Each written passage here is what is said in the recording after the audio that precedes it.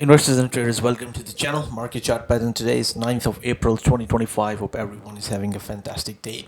We are certainly having a fantastic day in the markets, and this is something which we'll take a deep dive into in this video. As always, the video is for educational purposes only, and it is not a financial advice.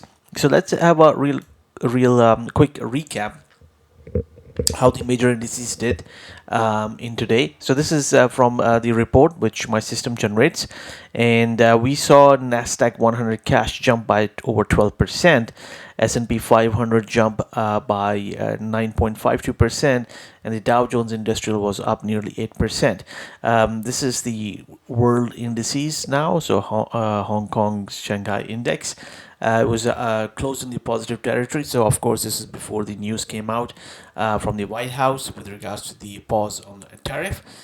So, I am expecting that tomorrow, when these markets will open, they will also have a follow through to their US counterpart with huge rallies as well. But you can see that Europe actually closed in the negative, and the Nikkei 225 was down nearly about 4%.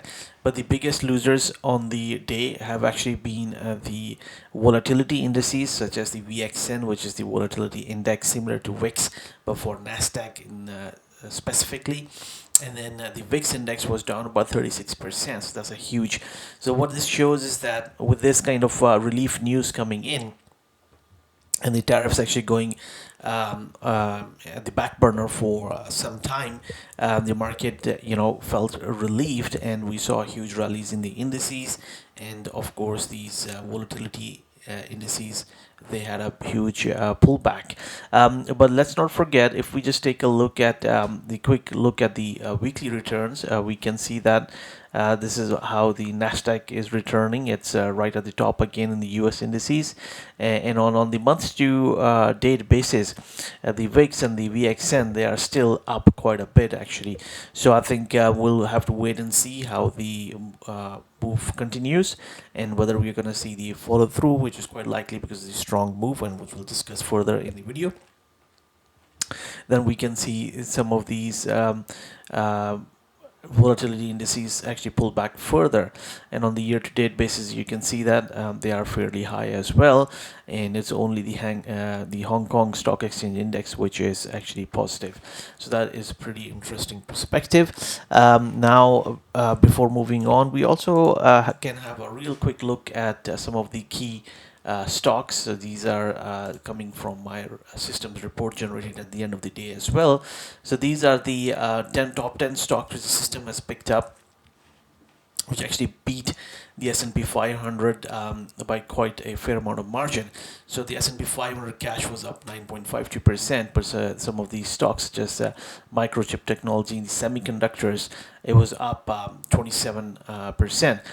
Now here in the list you can see there are quite a few semiconductors. Now these were of course stocks such as AMD, which are really oversold, and they are getting a pretty good bounce. So semiconductors are definitely getting a much needed relief, and so is Tesla as well, but Tesla is actually a pretty stronger stock in comparison, and we'll take a look at this in this video as well. So you can see a number of semiconductors coming up for today, and on the week to date return basis, we have quite a few which are still in the healthcare sector, such as United Health. Broadcom actually did quite well as well. Humana, again, you can see healthcare. And quite interesting, the TJX is also coming up in the screener, so that's pretty interesting as well. Palantir on week to date basis doing quite well. So this is going to be the list for the month to date basis, and these are on the longer term side of things. So these are basically year to date basis, and Philip Morris keeps on making the list. Has been a pretty strong stock since the beginning of 2025, and Cencora as well. So interesting to see Uber in the list. So if you are interested in getting this kind of report, and I'm also doing report for stocks which are making 52 days highs and lows, also for the FTSE 100 and FTSE 250 stocks and the German DAX as well. You can reach out by emailing me, and you can do that by actually grabbing the email from the description and just email me and I'll add you to distribution list. And if you no longer wish to receive these reports, then email me as well, and then I will actually remove you from the distribution list. Okay, so now we already know that the stocks had a huge rally. So let's take a look at some of these indices. We'll start by taking a look at the S&P 500. So this rally is really strong, and we know that what the news was today. So for those of us who might be tuning in, might not be aware, so the President Donald Trump, he has actually put the tariffs for about 75 plus countries on hold for about 90 days while they negotiate through whatever kind of deal they want to strike. The exception has been actually China. You can read about those. So that could have been the catalyst coming out. But what we know from technical perspective is that this is the region that we were watching when I did the last video, between the 49.75 to 47.53, because we had this ABCD, where the CD leg was between 1.272 times to 1.618 times, the AB leg coming in. This is what we exactly saw. You can see for the past day 1, day 2, and a huge rally on day 3. And if we just go back and take a look at this on the weekly chart, here we go. And on the weekly chart, I had actually drawn this box. You can see that this gray box, and that this is where we were likely to find pretty good support. And also one of the key things I pointed out in that video was, look at this long-term trend line in blue. It was still intact over the weekend, and also when I did the last video, it is still intact. So that's a great thing. And we had this 38.2% retracement going all the way back to, I think, October 2022. That was coming up as well. Sorry, COVID lows, actually, that was coming up as well. So plenty of good support, and we are seeing a pretty nice bounce. Now at the moment I'm looking at it as a bounce, but it is very strong. So 9.51%. It could be short covering, new buying, whatever else it could be. But if we just take a look at this, what had happened back in July to August, 5th of August 2024, it was an ABCD move, and we saw an ABCD move today as well. And then it was a pretty strong rally which began out of it. And it might be the beginning of a rally. However, I'm looking at it with more as a bounce right now, and we'll go into the details of that in a bit. But let's take a look at the NDX first.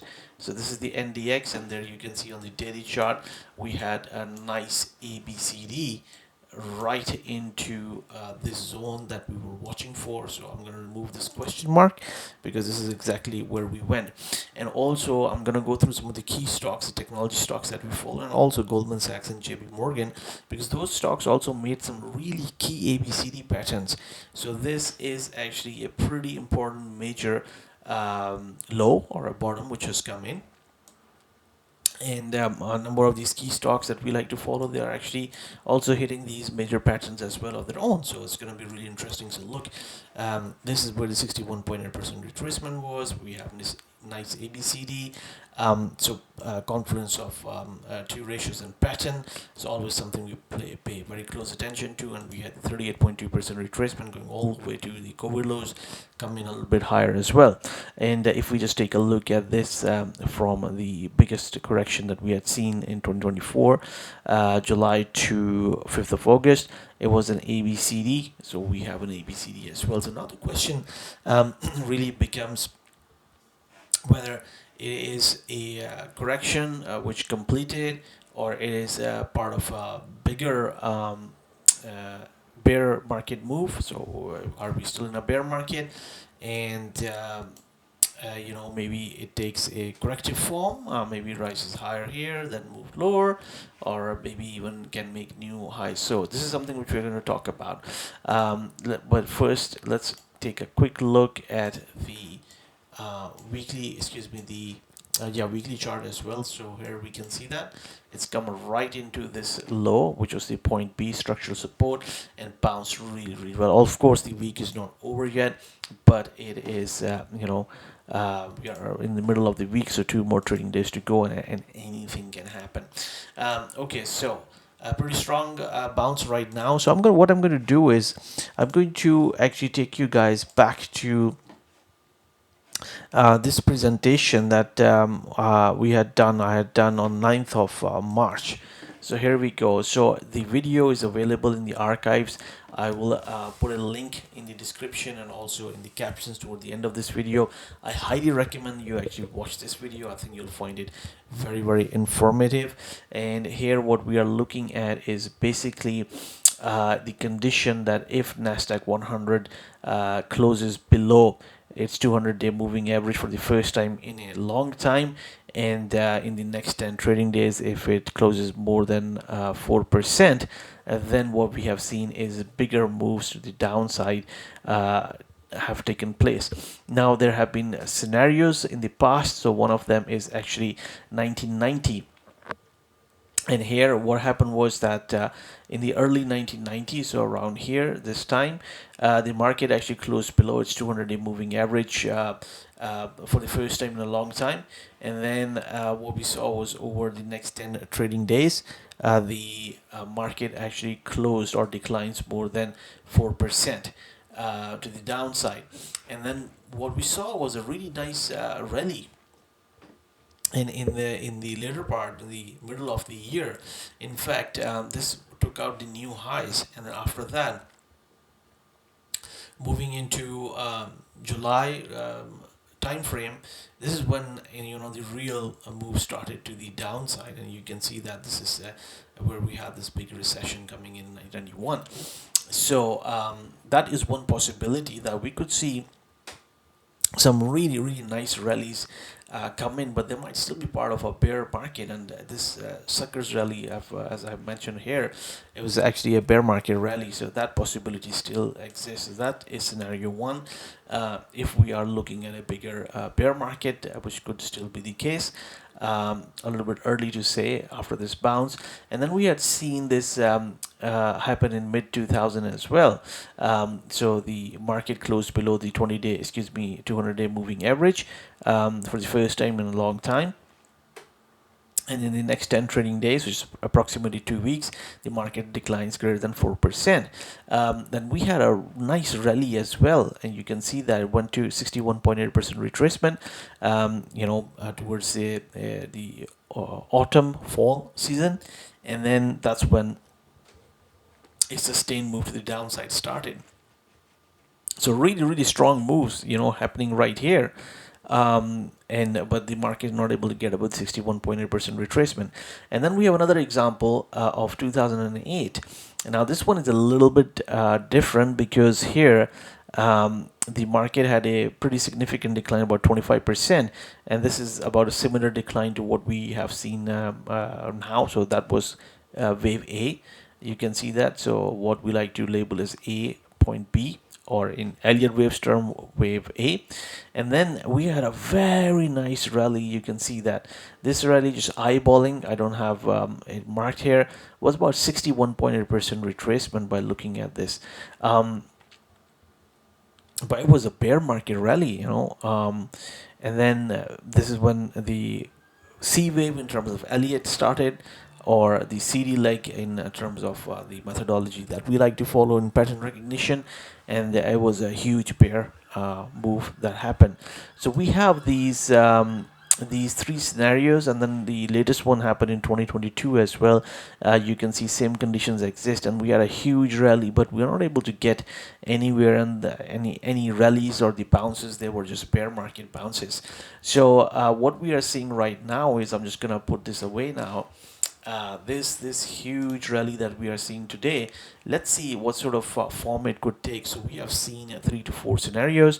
1990 is where it actually went on and made new highs as well. So there's a possibility we could, in a formation, that we could see this market actually if we just take the 1.272, eventually sometime later, maybe in Q4 of this year, attempt 23,000, 24,000 roughly to 25,000 per the 1990 model. Let me actually bring it back for you guys. So let's go back. Here we go. This is 1990. You can see that in the later part of the year, it took this high out after this big massive decline, and we had really strong rallies here. Look at this rally. You know, it's very strong, and some really strong. And look at this rally, really strong. That's one part. The second one is more like this 2000. So we can see that maybe it goes up to the 61.8% retracement. So let me actually try to draw that for you. I'm gonna remove this now, so make it easier to see. Here we go. Let me actually also move this one. Okay, and let's draw 61.8% retracement. So it comes around 20,000 roughly. So let's see.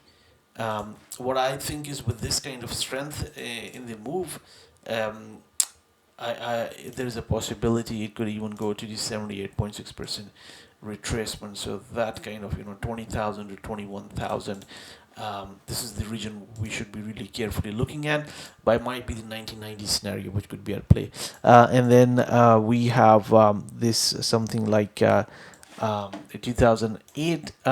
I'm not entirely convinced that we are in this kind of scenario, because this was a look at this move. It started sometime in actually September of 2007. So this move is actually pretty quick. So because of that reason, but we could be something similar to 2022 as well. So that's sort of a move, and we could see a termination right here. So this is what we are looking at. But with this kind of strength in the move, if we are able to get past this 78.6% retracement around 21,000, I think more like a 1990 scenario, we could see still possibly these highs here, and I will be of the opinion that it would be still a bear market rally. So it's gonna make things some of these things really interesting to take a look at.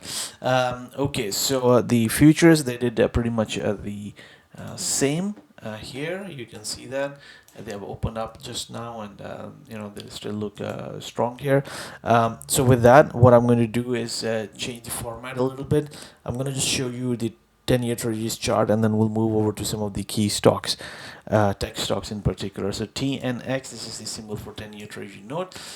This is something really important because you see over the course of last 3 trading days, after hitting this bottom, the yields actually went up quite a bit, and they hit this 61.8% retracement, which is a pretty strong resistance level. I would imagine when the market opens tomorrow, we could see at least this gap being filled.